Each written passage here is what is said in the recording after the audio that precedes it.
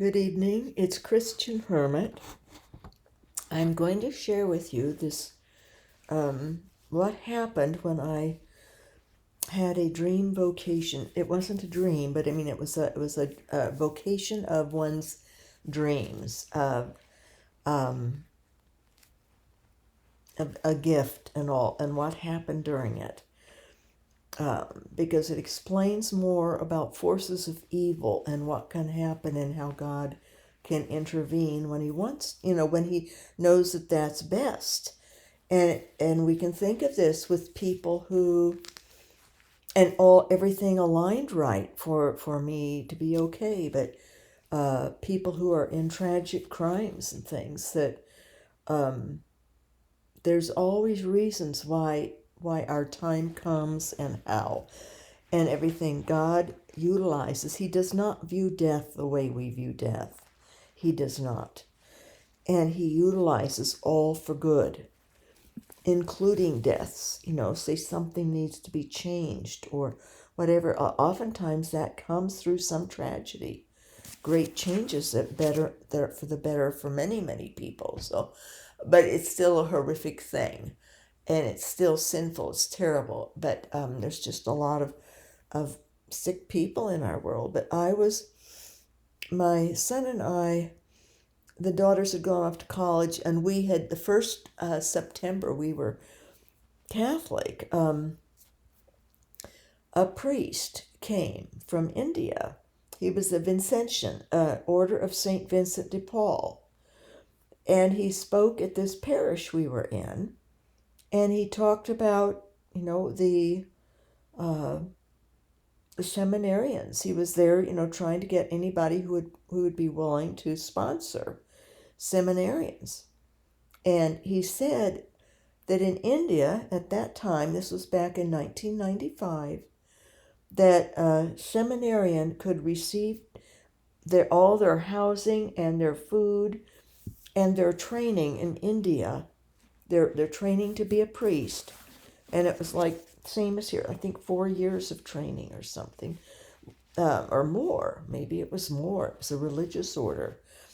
And it was $50, $25 a month is all it took because of the cost differential. And back then, $25 was significant. Well, he and we talked about it and decided that I said, we could sacrifice this or that. He thought of things we could sacrifice.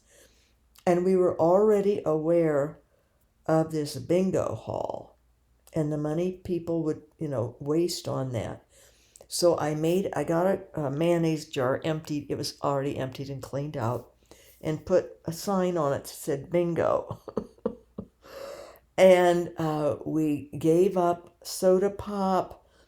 If I had a coupon to go to Burger King, I would usually not eat, and he wouldn't get a soda. He would just have the burgers and fries and water. Any money that we saved by sacrificing just in little ways, we would put in that jar. And he didn't take as much allowance, and I was already having to be frugal because I had 2 daughters in college. But and they had all their loans and their student loans and their scholarships and grants, but I had to pay every semester at the time like 5,000 or 6,000 cash. So I used up all the money I had by the time they graduated. All this money I had left from my divorce settlement. So, but this is how we paid. So we'd always, and then if we didn't have enough feed, I would just finish out with my disability and pay that $50. And these seminarians wrote to us. One wrote to him and one wrote to me, and I would always write back to both of them. I think he wrote a couple of times. At Christmas, he'd sign the card and all, but he was in, I think, what was he in, 6th grade, so he had enough homework to do that, I didn't make him write long letters, but he did write a couple or something, and then, but I kept the young men, Visitation and Antony. So it was fascinating writing back and forth. And this went on for, I think, trying to think how many years, 95 to at least 5 years. I think they were, because they weren't through, they hadn't had college or anything, so they had a good 5 years. And then they sent, when they had their different elevations, when they were wore their habit of their order, and then got their collar from seminarians into priests. And it was all done in mail then. We didn't have email. So by about 2000, that was done, or 2001 maybe. Then I kept up. I lost track of the one, Father Babu Antony. And he didn't keep up afterwards, but he was very, very good in writing, especially good. So I don't know, he just got very busy. And later on I did find out that he had gifts, spiritual gifts, and he was at a major retreat center in India that's famous in India, for people to come for healings. It's more of a charismatic kind of a center. And so that's where he was. But Visitation kept up, and he was in Vienna. Not right away, but by 2007, fall of 2007, he was in Vienna, and we were emailing, and he got Skype, and I had Skype. My kids had hooked up Skype for me on my computer. That was what we used back then. You could see face to face. Now we have FaceTime on our phones. So Visitation wanted to Skype, and when he saw me, I didn't look as bedraggled as now. I would have been in 2007, 6, 50, 56, 60, 51, 50, 56 years old. Yes. And my mother had passed. I was in this nice little end-of-life home, hermitage, and with the neighbor that was bad, and I eventually had to move. But he said, wow, he says, he expected me to be really, really old and old looking and I guess out of shape. I don't know what he thought. But he says, why don't you come visit me? He says, could you fly? Because he knew I had a bad back. And, I said, I think I could. Because I had these BC packets then, this ground aspirin caffeine. So long story short, I get over there, but I leave the day after Easter in 2008. And in the meantime, a friend of mine who I knew, I was best friends with his student family in our hometown, with his brother, his American brother. Tomas was from Germany, and he went to high school for a year with us. So Tomas got a hold of me and said, you're coming over, because I said, yeah, I was coming over. He's in Germany, Hamburg, Germany area, and is a teacher and has a wife who's also a teacher. And they have a son who I think at that time was in med school. And he said, well, we have this apartment in Gien, France, on the Mediterranean. And he says, we want to give you, Gisela and I want to give you 3 weeks there. Can you arrange that into your trip? Because he knew my mother had passed, and it was just, dealing with pain sieges basically, and then being a hermit. He didn't know I was a hermit, but he I said I'll, make all the arrangements because the more active season was a little bit later. He found out when I was coming. So I get over there and I do okay. I mean, I'm pretty sick the next day or two with pain. But Father Sebastian had this nice little parish on the outskirts of Wien, Vienna. Wien, I guess it would be called Wien, they call it Wien, Vienna. And I stayed there in the rectory. He'd explained to some of the parishioners. I guess he didn't have many parishioners. It's not very strong there. The faith, not in all churches there. And I don't even know if he wore a collar. He might have. But I went to Mass. He didn't have Mass every day. And I brought him this special book. I took this book, The Love of God, St. Francis de Sales, with me. It was going to be a St. Francis de Sales retreat. And I was going to be with him, would be maybe about 10 days, or no, maybe 8 days, and or a little bit longer. And then I was going to go to France for the 3 weeks, come back and spend a few more days there, and then fly back to the United States. So I was going to be gone about 5 weeks, and had my tickets arranged and everything, and it was going to be a St. Francis de Sales, and Thomas said that, I would be taking the train down from Vienna through Switzerland and on down through France to the south of France to the Mediterranean, and would get out at Marseille, and then how I would, take a bus or a cab or something over to Gien. I think it was a bus or some kind of a tourist bus or some sort.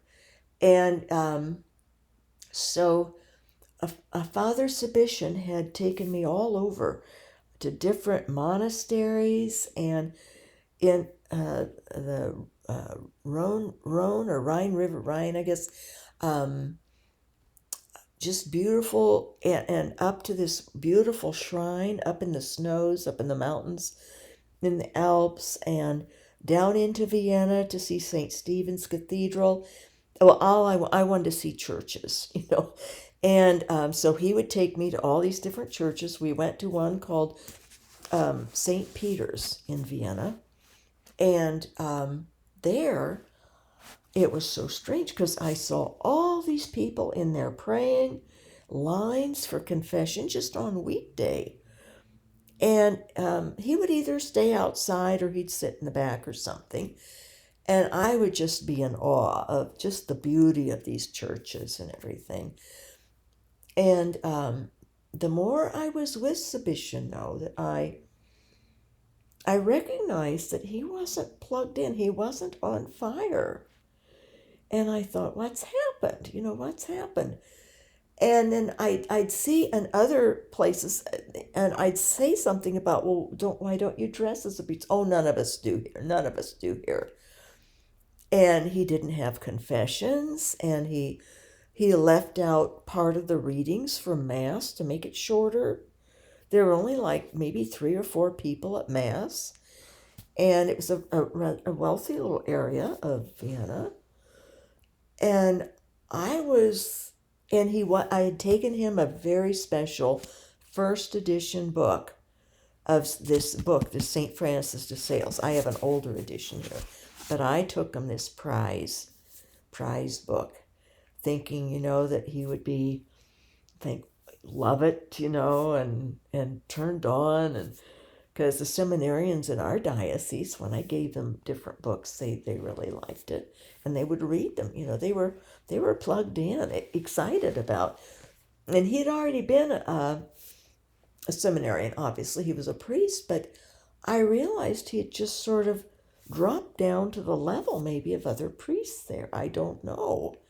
And he was really looked at that book and just sort of went like this with it and said, I knew, wrong gift, this rather valuable first edition of St. Francis de Sales. And So I ended up at the end, I gave him my laptop. I had a little 10-inch or 13-inch laptop, a little tiny one.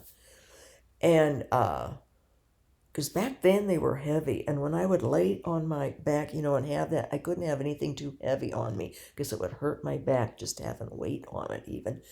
And but he drove me. He was such a wonderful host, an incredible host. But I noticed he didn't do anything during the day except mess with his computer and his in the rectory there, and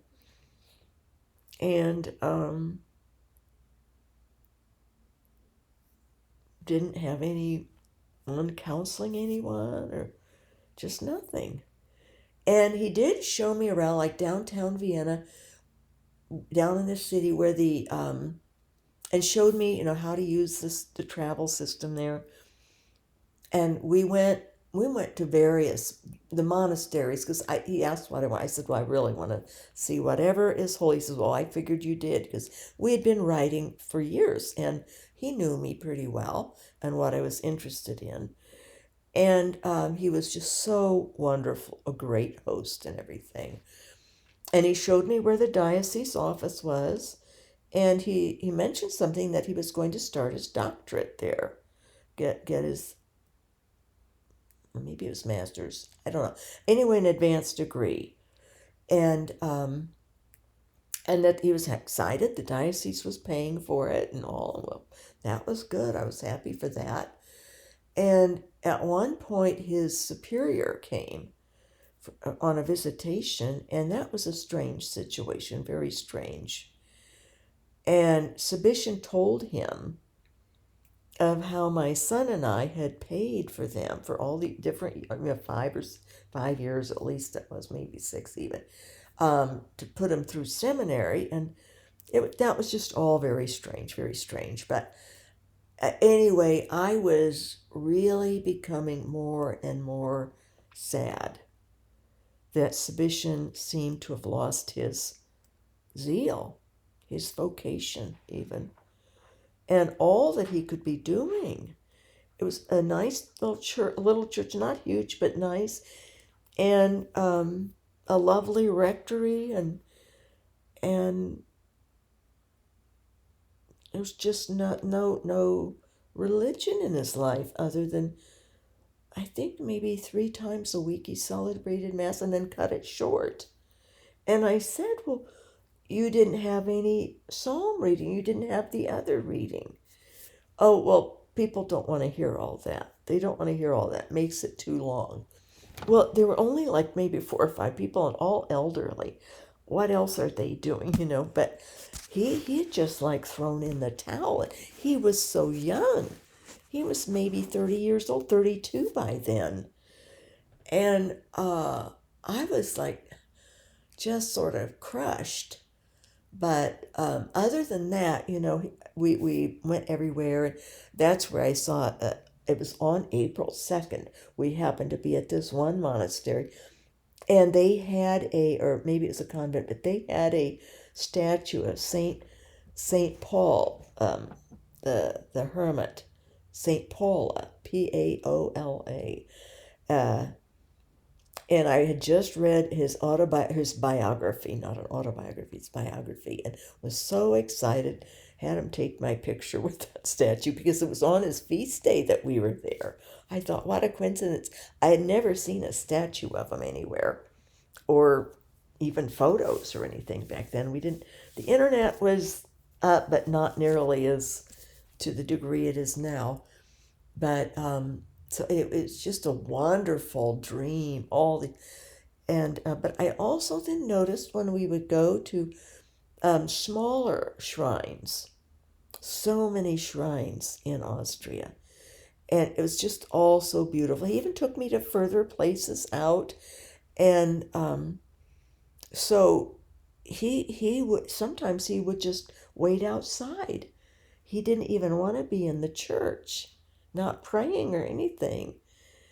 And it was just, he seemed like I could tell he was just, trying to be grateful to me for having put them through, and I never wanted any thanks or anything. Such a small amount of money. And that's in part why I gave him the laptop. I felt just so terrible that I had totally misread him and thought that he would be this spiritual, holy, really plugged in with all three prongs in the socket. And that he wouldn't even come into the church when I would be in looking around and reading about it with some little guide booklet or something. So anyway, then it came time for me, just about time for me to go down to Gien, and Tomas surprised me and emailed that he was flying in and he would spend the night and also show me around downtown Vienna, because he spoke English also and German, so he could do more, show me more places, and then speak the language. Took me out to dinner that night, so nice, where he had a hotel, and I was just, all this money he was spending. It was just overwhelming how Tomas and his wife would do this and let me have their apartment on the Mediterranean in this quaint little town. And he told me, well, yeah, Tomas knew I was Catholic, and he told me it had a little Catholic church there. It was St. Joan of Arc Catholic Church. So I had never seen one of those in the few places I've lived. So in the United States.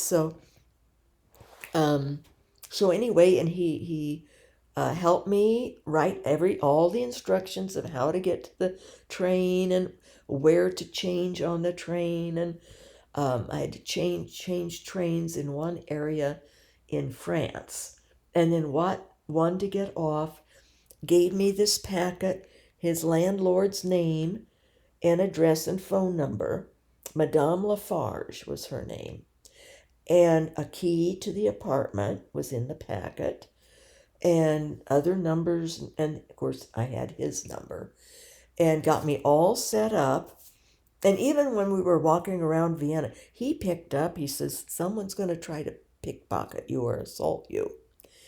And so he told me exactly what to do, to stay close to him and just keep walking, but to secure I think I had one of those carrying things that I wore on the waist. He says, just get your arm around that, because he says they're smart. They were gypsies, and he says they'll know to even reach to get that. And sure enough, so we avoided that. He was so wise to everything. And we had wonderful talks about high school, and then I'd seen him since then. He would come back to my hometown, and so he knew I had been disabled and what had happened. And the one time his son came, he had met my children and all, and Gisela came a couple of times, because his host family was still there, the parents, and they always kept up close with Tomas, and his older brother had been an exchange student in their family too. And then Rod was my good friend, my close buddy friend, all through. Earliest was when we were like 3 years old in cradle roll class in the Methodist church in the hometown. So, all these strong connections. And I was just overwhelmed with Tomas's and Gisela's, just their generosity to me. It just overwhelmed me. He says, I want this to be so special for you. He says, you've been through so much, and want this to be just a very special time. And so I had this book covered in black paper, because if you get used books, it's good to keep the dust jackets nice. If it has a dust jacket, this has a little tear in it, but otherwise this would be considered in excellent condition. And if you listed it, say one minor tear on the spine. So I'd taken that off, left it at home, had it covered in black, and had a little smaller bag packed for the 3 weeks there. I didn't really need much, obviously I don't. But at that time, I was wearing clothes that blended in, and so I I had to get to the train myself. I think Subishan had 2 days of meetings or something he needed to go to with Vienna, with the diocese, archdiocese. So we each left, I think, the same day. So I had to get to the station myself, and Subishan had already taught me how to do that, to get down into Vienna myself. And so I got on the train. On the train, headed towards Salzburg. And on the train was this priest. Well, I'd been to the St. Peter's, and I found out, and I saw all these people in line for confession and in there praying, and loads of people. It was like pitter patter, pitter patter. This church, it was just so unusual compared to the other churches we'd go to. This one had active people and priests dressed in priest clothing. And so I saw a priest on the train headed towards Salzburg. And I do this kind of stuff. I make the most of encounters. And I thought, here's a priest that's dressed like a priest. If he'll speak English at all, I want to ask him, what's going on here? Why aren't priests dressed like priests? See, there's a vocation you want to dress to be noticed so that you can serve. And what if somebody needed a priest, or had a confession, or needed to talk over something serious, or wanted to come back to the church? You'd recognize this priest in a clerical collar. And so he had a space by him, and I said, do you mind? And he spoke great English, perfect English. And he explained to me, he was an Opus Dei priest. And he said he was stationed at St. Peter's down in Vienna. Oh, I had been there. He said, well, when and before he left the train, we had talked the whole way then to Salzburg. And he explained to me that it's just how it was in Vienna and often in Europe, that things had changed. And a lot of the, and that the Opus Dei were there. They had St. Peter's and were trying to uplift the church and uplift the practices, the Mass and confession, and having it more alive for people, because people weren't taking it seriously there. So that's why so many people did go to St. Peter's, because there's always going to people that are hungry for the faith. So we talked more, and he was dual citizen. This priest was, and he was born in New York and had dual citizenship with Austrian, because he was Austrian. Like his parents were in New York when he was born and stuff. So he was just a wonderful, holy priest. And he told me his name. And he said, when you get back, if you're down in Vienna, stop by St. Peter's. I'd like to see you again. And so he got off. Hi.